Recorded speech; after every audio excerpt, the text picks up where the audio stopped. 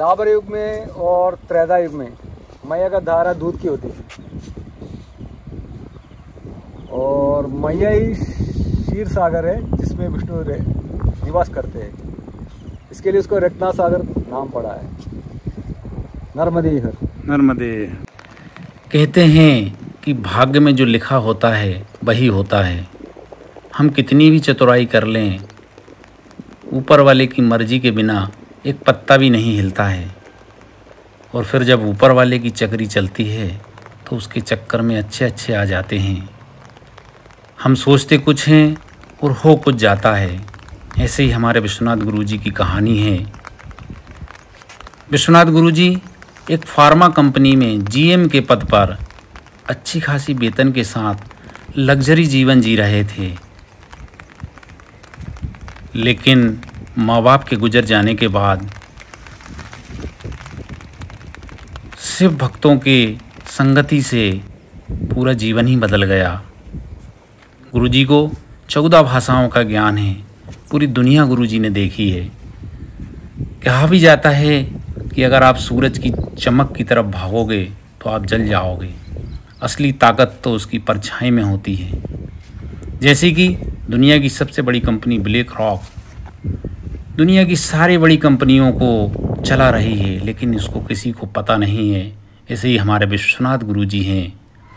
विश्वनाथ गुरुजी के हवन में बड़े बड़े बिजनेसमैन, बड़े बड़े नेता, बड़े बड़े अधिकारी वेटिंग में रहते हैं और उनके साथ जो हवन में बैठता है उसका कल्याण हो जाता है, उसकी मनोकामना पूरी हो जाती है।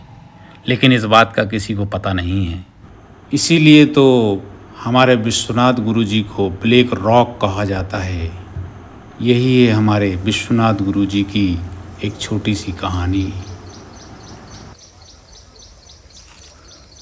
गुरुजी नर्मदे हर। नर्मदे हर।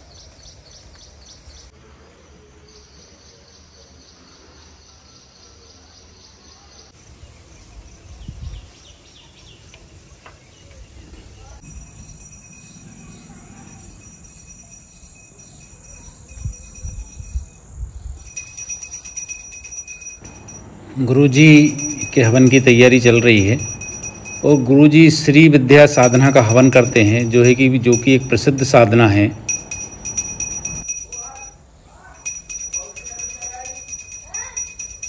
माँ नर्मदा जी के तट पर चाय का तो विशेष महत्व है। जो भी परिक्रमावासी, अच्छा महाराज जी, जो परिक्रमावासी हैं सबसे पहले चाय मांगते हैं। वो बिल्कुल आते ही से चाय चाहिए कि भाई ये चाय आने वो बैग नहीं रखेंगे। हाँ। तो कहेंगे भगवान चाय की व्यवस्था है कि नहीं, तो अपन कहते हैं फिर वो बैठो अभी व्यवस्था करते हैं। जी। तो उनके लिए 5 मिनट में चाय तैयार करके देते हैं तो उनकी थकान दूर हो जाती है। वो चाय नहीं मिली तो समझो फिर परिक्रमावासी खुश नहीं होते। इसलिए हाँ। चाय का विशेष महत्व है। हाँ, पहले नंबर उनको चाय, बाद में फिर उनको पानी की बहुत कम पूछेंगे, पहले पूछेंगे चाय।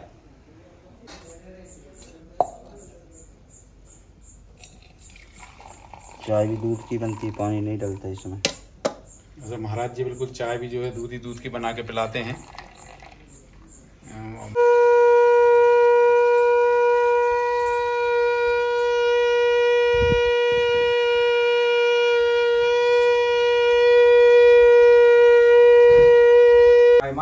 माँ नर्मदा जी का तट सदियों से तपोभूमि रहा है। हमें यहाँ पर कई सिद्ध संत तपस्या करते हुए दिख जाते हैं। उन्हीं में से एक सिद्ध संत हैं हमारे विश्वनाथ गुरुजी, जो श्री विद्या के साधना से हवन करते हैं और भक्तगणों की मनोकामना पूरी करवाते हैं।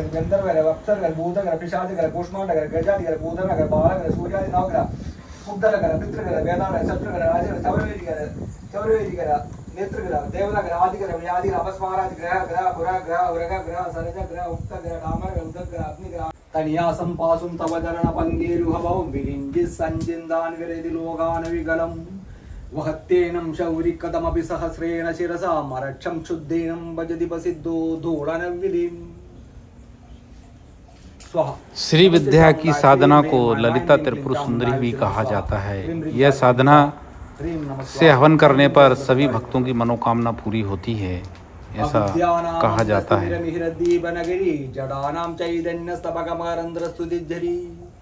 दरिद्राणां चिन्तामणि गुणगणिक जन्मज्जलौधो निमग्नानां द्रष्टा गुरुरिवराहस्य भवति। स्वाहा। गुरुजी से हवन कराने के लिए देश विदेश से कई भक्तगण आते हैं। बड़े बड़े बिजनेसमैन, बड़े बड़े नेता और बड़े बड़े अधिकारी गुरुजी से हवन कराने के लिए आते हैं और वेटिंग में रहते हैं।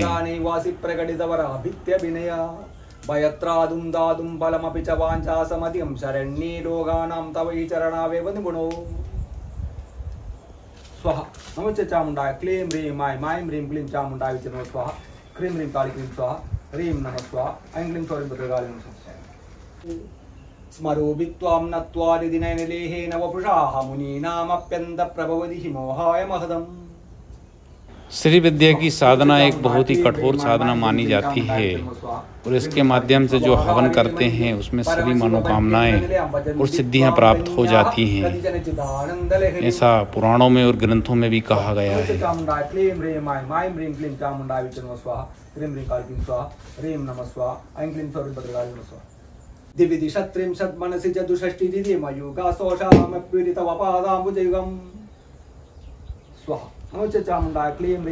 गुरुजी से इस विषय पर चर्चा की गई तो गुरुजी ने बताया कि श्री विद्या एक काफ़ी कठिन साधना है और ये गुण विद्या है, गुण रहस्य हैं इसके। इसको समझने के लिए काफ़ी लंबा समय चाहिए।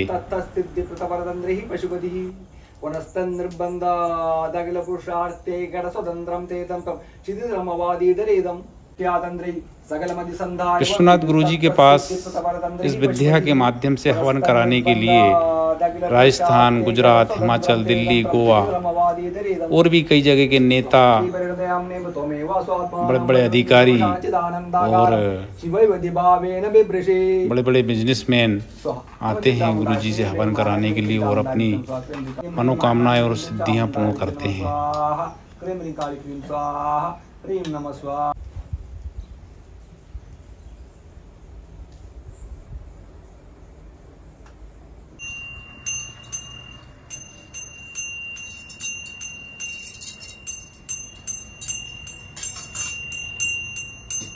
अच्छा महाराज जी, कई साधु संत जो है धुने में ही टिक्कड़ बनाते हैं, भोजन प्रसादी बनाते हैं। हाँ, भोजन बनाते है ना। ये प्रसाद है, इसके लिए हम बनाते नहीं तो हम नहीं बनाते। अच्छा, मतलब प्रसाद को बना सकते हैं। हाँ, बाहर निकाल लो बाहर। ये महाराज जी के भोजन प्रसादी भोग के लिए टिक्कड़ बन गए हैं। इनको राम रोड टिक्कड़ कहा जाता है।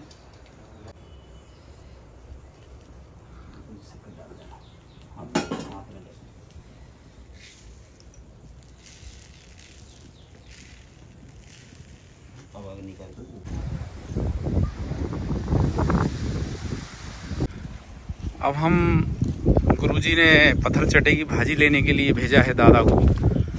इनको बहुत ही जड़ी बूटी का ज्ञान है, बहुत पुराने व्यक्ति हैं। तो जो पत्थर चटे की भाजी है ये, और इसको खाने से पत्थर चटे की भाजी अगर हम साल में 2-3 बार भी खा लेते तो हमें पथरी नहीं होती है। हाँ, पथरी की बीमारी को साफ कर देती है। और अगर पथरी हो तो दादा पथरी निकल भी जाती है। हाँ, गल जाती है। गल जाती है। हाँ, मतलब इसलिए इसको पत्थर चटा कहा जाता है। हाँ, पत्थर को चाट लेती है ये। हाँ, पत्थर जब पत्थर को खा जाती है तो फिर बीमारी को नहीं खाएगी क्या। हाँ। नर्मदे हर दादा जी, नर्मदे हर। दादा जी स्नान करने आए। कहाँ से आए? सीहोर जिला। अच्छा, सीहोर से। नर्मदे हर से 21 किलोमीटर गाँव है। बहुत गहरा पानी है। नहीं तो अपन ये है ना चारू सा। हाँ, बच्चे वगैरह का ध्यान रखना। सबसे केली ना बैठ के नहा लो। हाँ, बैठ के।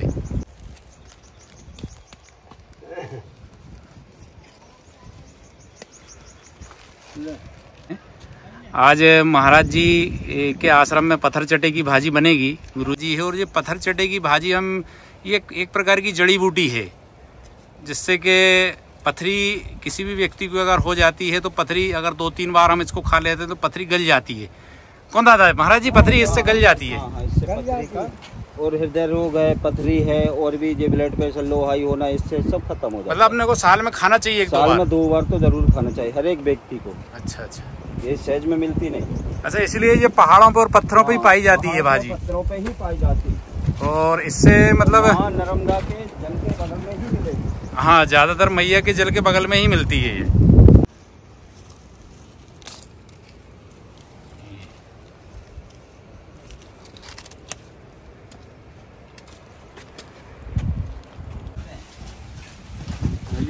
छोड़ दीजिए ऊपर तक।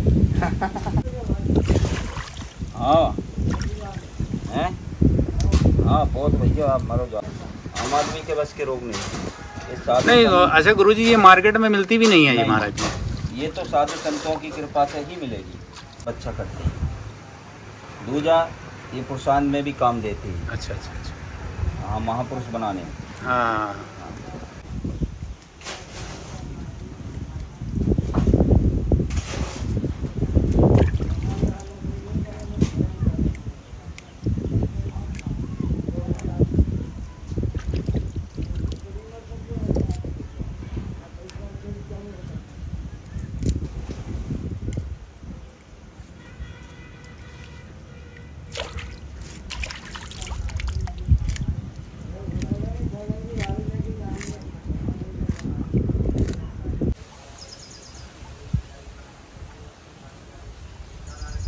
थरचटे की भाजी है।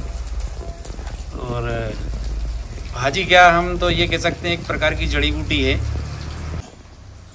अच्छा गुरुजी, ये पत्थर चटे की जो भाजी बन रही है, ये क्या क्या काम में आती है गुरुजी? Good for kidney stone. Kidney stone में? अच्छा, मतलब किडनी स्टोन मतलब खत्म हो जाता है इससे, गल जाता है? पत्थर निकल जाएगा। अच्छा अच्छा अच्छा।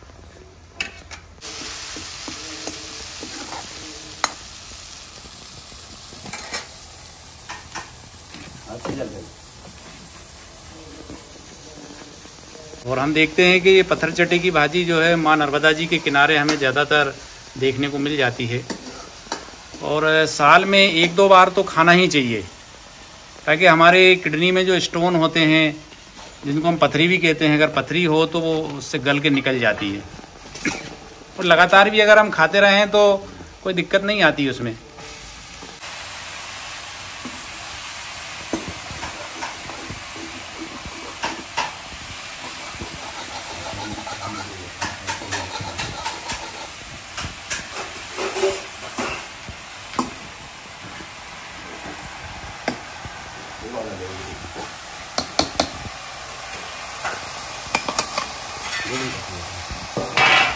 इसमें तो किडनी स्टोन के प्रबल बोला जाते हैं। अच्छा, किडनी स्टोन का बोला जाता है।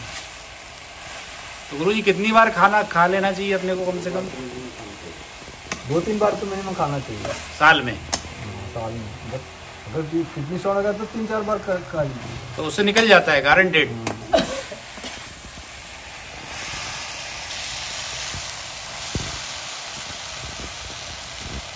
महाराज जी, ये भाजी तो यहाँ ही मिलती है, बाकी मार्केट में तो मिलती नहीं है। मिलती नहीं है मार्केट में। इस समय सूरजकांत का 300 रुपये किलो चल रहा है। सूरजकांत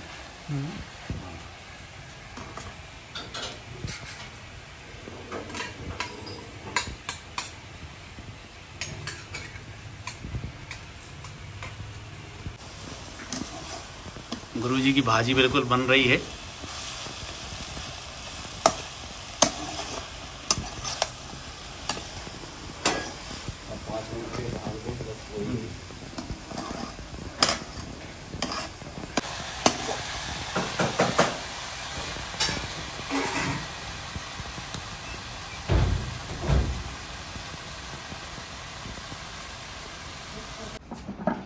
भोजन प्रसादी का तो बड़ा महत्व है हमारे जीवन में, और कहा भी जाता है कि अन्नमय शरीर है। अच्छा गुरुजी, ये अन्नमय शरीर बोलते हैं कि भाई अन्नमय शरीर है, इसका क्या? मन भी है। ये दो अन्न तदो मन है जी। सात्विक खाना खाएगा तो भोजन, जैसे कि अन्नमय शरीर है गुरुजी, हम जैसा खाते हैं वैसा ही मन हो जाता है। हाँ, ये दो मन तद अन्न है। जैसे मन है ऐसा अन्न जैसे रहेगा, ऐसे मन भी ऐसे रहेगा। सात्विक खाना भोजन बाद तो सात्विक मन आएगा ऐसा। आंवली घाट के जंगल के राजा ये घासीराम दादाजी हैं, और कई प्रकार की दवाइयों के ज्ञाता हैं, और कई प्रकार की दवाई बना के देते हैं और लोगों को आराम लगता है। ये हमारे बाबा जी के आश्रम में आज मिले हैं। तो बाबा दादाजी, आप कैसे दवाई बनाते देते हैं? इसको सोचना पड़ता है गोमातर में। नहीं, कौन से उसकी दवाई बनाते? जहरी कुचला की। जहर कुचला का होगी। और बाबा सिर भी ठीक हो जाएगी इससे। हाँ घुटने का रोग होगा वो भी ठीक हो जाएगा। हाँ हाँ। लीवर पे खराबी होगी वो भी हो जाएगी। मल पित्त बाय ये सब ठीक हो जाती है इससे। कितने दिन में ठीक हो जाती है दादाजी? ये सब कम दिन की है तो कम गोली में हो जाती। तो कितने की देते हैं आप दवाई? अरे दवाई तो कोई पैसा देता नहीं है और अच्छा हो जाता तो आता भी नहीं है। अच्छा। हाँ भाई। हाँ यार। देहर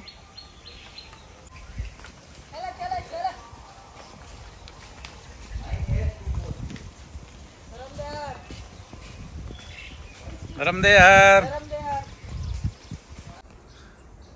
आज हम मां नर्मदा जी के तट पर हैं और ये धड़ाधड़ी आश्रम में हैं। धड़ाधड़ी आश्रम जो है महाभारत कालीन प्राचीनतम आश्रम है। यहाँ के धड़ाधड़ी के कई चमत्कार हैं, कई रहस्य हैं। ऋषि मुनि और संतों ने यहाँ पर तपस्या की है, जैसे कि हमारे दादा धुनी वाले दादाजी और हमारे गौरी शंकर महाराज जी यहाँ पर इन्होंने तपस्या की है। और माँ नर्मदा जी के बिल्कुल किनारे ही ये आश्रम है, धड़ाधड़ी आश्रम। माँ नर्मदा खंड में काफ़ी प्रसिद्ध नाम है धड़ाधड़ी आश्रम का। और यहाँ पर हमेशा से इस आश्रम में साधु संत और बड़े बड़े त्यागी तपस्वी सिद्ध संत यहाँ तपस्या कर चुकी। गुरुजी नर्मदेहर।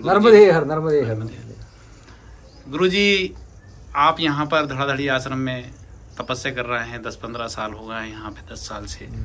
और डेली आपका एक विशाल हवन होता है और हवन में बैठने के लिए भी एक बड़े सौभाग्य होता है, वही मनुष्य यहाँ हवन में बैठ पाता है। मैं मैया किनारे अंकलेश्वर में काम करते थे, फार्मा कंपनी में, डॉक्टर नायर का कंपनी में, डॉक्टर जी नायर की कंपनी में काम करते थे। तभी तो मुझे नर्मदा जी मिले। बाद में सब कुछ गुरु से भी मांग, गुरु चाहिए करके बोला तो नर्मदा गुरु भी दिया, सब कुछ दिया। तो उस टाइम से मेरा नर्मदा से भक्ति है। ऐसा भक्ति जागृत आपकी हो गई मैया के प्रति। मैया के प्रति उधर से भक्ति जागृत हो गया 25 साल पहले से ही। सो करता रहे, ऐसे काम भी करता रहा, भक्ति भी करता रहा। अभी लास्ट में हुक्म हो गया मेरा दादाजी का, दादा गुरु का, जी सब छोड़ के इधर आके बैठो, ऐसे हुक्म हो गया। तो मैं सब छोड़ के भक्ति में ये हो गया। ऐसा भक्ति में फिर लीन हो गया, फिर तभी से आप मैया के तट पर विराजमान है। उसका आश्रम, ये आश्रम में संभालता हूँ। अच्छा, जैसे कि गुरुजी हम देख रहे हैं कि आप एक बहुत विशाल हवन करते हैं। डेली का 3-4 घंटे 5 घंटे का हवन होता है आपका। और गुरुजी यहाँ पर हवन में बैठने के लिए भी लोग, मतलब एक सौभाग्यशाली मनुष्य आपके साथ हवन में बैठ पाता है। और कहा भी जाता है कि गुरुजी आपके साथ जो हवन में बैठता है उसका कल्याण हो जाता है। कई लोग IAS IPS भी बन गए हैं हवन में आपके साथ हवन करने वाले। कई बड़े बड़े बिजनेसमैन भी आते हैं, कई नेता भी आते हैं आपके साथ हवन बैठते हैं। गुरुजी, ये सब कृपा है, दुनिया का भगवती का कृपा है। ऐसा उस हवन बैठते, भगवती देते तो ले लेते, उससे जितना भक्ति है उतना दे देते, जो पूछे वो मिल जाते वो लोग को। वो सब भक्ति है, उसका माता जी का कृपा है। सब हमारा कुछ नहीं है इसमें। जी माता जी की कृपा है सब, हमारा कुछ नहीं।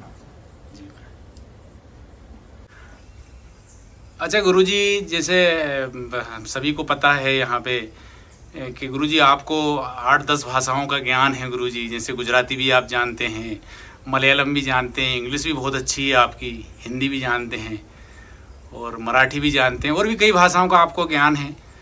और तो गुरुजी ये सब इतनी भाषाओं का ज्ञान आपको कैसे प्राप्त हुआ गुरुजी? नहीं, इस जगह पे सब काम करता था। गुजरात में मैं 15 साल काम किया, बॉम्बे में 10 साल काम किया, गोवा, दिल्ली, सब जगह पे काम किया, चेन्नई। जी तो सब भाषा आते हैं उसके लिए, सब भाषा, इसलिए आपको सभी भाषाओं का ज्ञान है। जी। अच्छा महाराज गुरुजी, जैसे हमारे दर्शकगण ये जानना चाहते हैं कि भाई हम गृहस्थ हैं, वो गृहस्थ होके हम भक्ति भजन कैसे कर सकते हैं?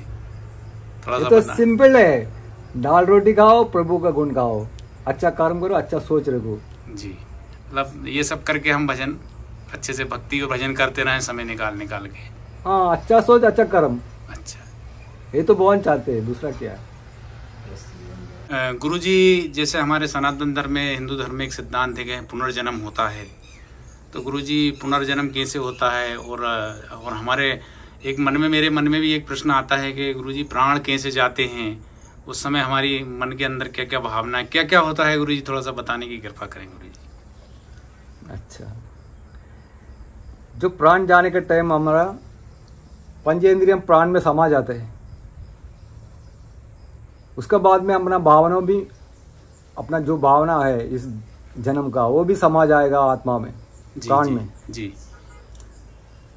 फिर प्राण निकलने टाइम तुम्हारा मनसाक्षी आएगा, जब यम धर्म का रूप में मनसाक्षी खड़ा रहेगा उधर, क्योंकि तुमको गलती करने टाइम बोला था मनसाक्षी ये मत करो वो मत करो, तुम सुना ही नहीं है वो सब, तो मनसाक्षी उस टाइम यम धर्म का निभाते हैं।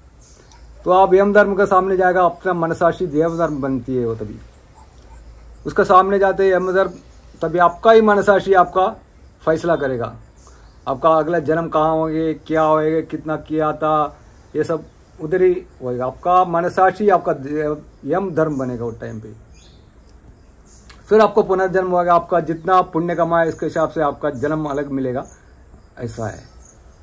जन्म तो लेना ही पड़ेगा, ऐसे 1 मिलियन जन्म लेना पड़ते हैं भगवान का साथ पहुंचने तक, 84 योनि पे भी, तो ये भगवान के साथ में एक आत्मा पहुंच सकते हैं 1 मिलियन 10 लाख जन्म के बाद। ये नॉर्मल प्रोसीजर है। अगर कोई अच्छा जल्दी पहुंच जाते हैं, जिसका भक्ति है वो जल्दी पहुंच जाएगा, जो भक्ति भजन भगवान करेगा वो जल्दी भगवान को मोक्ष प्राप्त हो जाएगा। मोक्ष प्राप्त हो, ऐसा नहीं है आपको वैकुंठ में जगह मिलेगा, थोड़ा टाइम के लिए वापस आपको आना ही पड़ेगा। आपका जो पुण्य कलाश होगा तो आपको वापस आना ही पड़ेगा, आपका कर्म बाकी रहेगा तो आपको पूरा करना पड़ेगा कर्म मित्र का। अच्छा गुरुजी, जैसे हमारे उसमें बोलते भी हैं कि मोक्ष प्राप्त करना है हमें, हम इसलिए भक्ति भजन कर रहे हैं। गुरुजी मोक्ष क्या है ये गुरुजी? हम तो आज तक नहीं समझ पाए हैं गुरुजी। ये तो बहुत बड़ा क्वेश्चन है। मोक्ष क्या? अपना परमात्मा में विलीन होने का मोक्ष है। उसके बाद में जन्म नहीं होते, मरण नहीं होते, तुम लय हो गया परमात्मा में, जीवन मरण के चक्र से बाहर निकल जाते हैं। बाहर, इसको मोक्ष बोलते हैं जी। तो गुरुजी ये सब कैसे प्राप्त करें गुरुजी? हम जैसे हम जीवन मरण चक्र से बाहर जाना चाहते हैं तो हमें क्या करना पड़ेगा गुरुजी? इसमें अपना सनातन धर्म में ज्ञान योग है, अलग अलग योग है। इसमें कैसे भी आप जा सकते, कोई भी तरीके से जा सकते हैं आप, ऐसा मतलब ऐसा है जी जी। इस लोग में माँ नर्मदा से बड़ा कोई तीर्थ नहीं है, कोई धाम नहीं है। नर्मदा जी का हर तट तपोभूमि है। अभी दर्शन के बाद है, जिसका भावना है उसके दर्शन देती है वो, जितना भावना कैसे रहेगा उसके हिसाब से उसका दर्शन होते। अरे अमुक लोगों को दर्शन होते, परिक्रमा वाला को भी दर्शन होते हैं, परिक्रमा वाला को दर्शन देते ही रहते हैं। ऐसा नहीं कि नहीं देगा, जो अच्छा भावना रहेगा, अच्छा ये करे, उसको दर्शन देगा ही मैया। ये तो अनेक प्रमाण इसका। जी जी। प्राचीनतम धड़ाधड़ी आश्रम में हमें श्री श्री 108 विश्वनाथ जी ब्रह्मचारी गुरु जी के हमें दर्शन हुए, और वीडियो के माध्यम से हमारे दर्शक गणों को गुरु जी के दर्शन हुए। हम सब धन्य हुए। बाबा जी, गुरु जी आपको दंडवत प्रणाम गुरु जी। नर्मदे हर गुरु जी। नर्मदे हर।